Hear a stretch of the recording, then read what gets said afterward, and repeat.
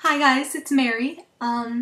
This week I'm pretty excited about the prompt. I think it's really a good one to discuss and kind of teaches you about the more deeper thoughts of a person. So it's a good one for psychology, right? Anyways, the prompt is love versus hate, and which one we think is stronger, and just our general opinions. And we're allowed to talk either about us personally or the way we think the media portrays this, but I think I'm going to talk about both, because why not? Yeah. Anyways, just to lead in, I think that love and hate are really the strongest emotions that a person can feel. And I know I felt both in a lot of different situations, and I think we all have.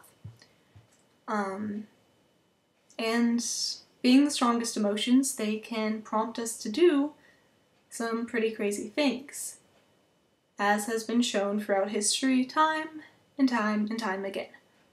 So anyways, I think the media is a really good example of the way that the general public sees love versus hate. Every story that kind of gets shown up on the media seems to be more likely to be about hate than love, I think. And maybe that's just because stories about hate are more interesting to us or unusual almost. And of course a lot of them are really important stories to tell, especially related to news. Hate crimes, genocides, etc. are super important for everyone to know about. But sometimes it does get a little petty, almost, especially with like celebrity feuds and stuff. Like the recent, Nicki Minaj, Taylor Swift thing. That got way overcovered. They're both very talented, awesome female artists, and I think that the media just totally forgot about that and made them look like a pair of petty teenage girls, even though they were being a little bit like that, but it just didn't deserve the coverage it got. I think we should have celebrated their accomplishments instead of just focusing on stuff like that, which the media tends to do a lot. I think the media likes to show when people are not getting along versus when they are getting along, and they find that less interesting, and of course the media reflects what the general public is interested in, and wants to watch, what gets the ratings, so that's just kind of interesting, I guess. And now it's time for Mary Tells You Stuff You Really Didn't Need to Know, but now you do, so that's cool. And this week's topic of facts will be love and hate. Are you surprised? So when I think about hate, one of the first things that pops into my mind are hate crimes. So I'm going to do a couple facts about those, and then some more positive ones about love. So fact number 1. In the US, 6,222 hate crime incidents were reported in 2011, and that's just reported.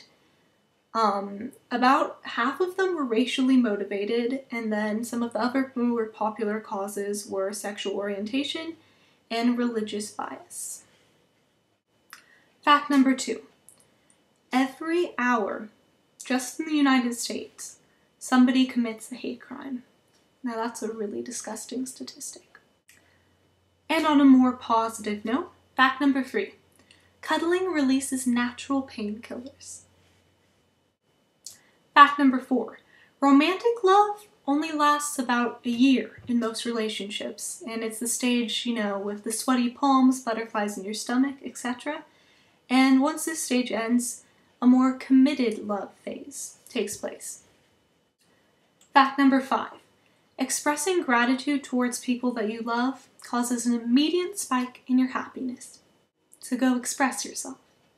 Okay, so now on to me personally and how I see love versus hate. Well, like I said, I think they really are two of the strongest emotions, and I really have experienced both.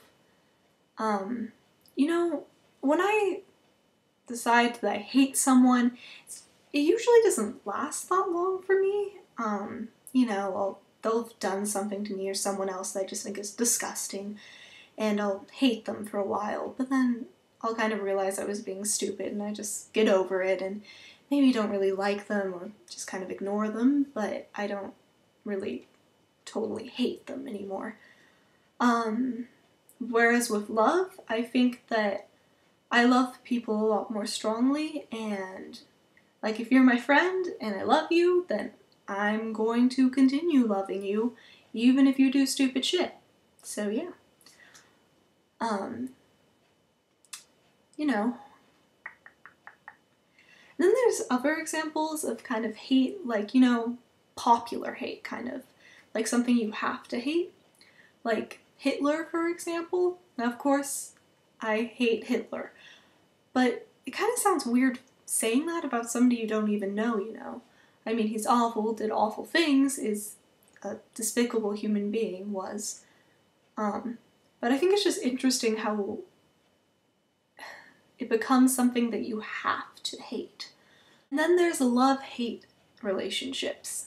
There's a couple in my friend group, and I've had them with people before, and that's kind of what this prompt immediately made me think of, is how you can hate someone so much but love them at the same time. Even though there's these polar opposite, super strong, crazy emotions, it's still possible. And I think that's pretty cool. That just shows how we as humans are really weird. But it's also kind of a good thing, I guess. Okay, sorry for the lame ending, but see you next week.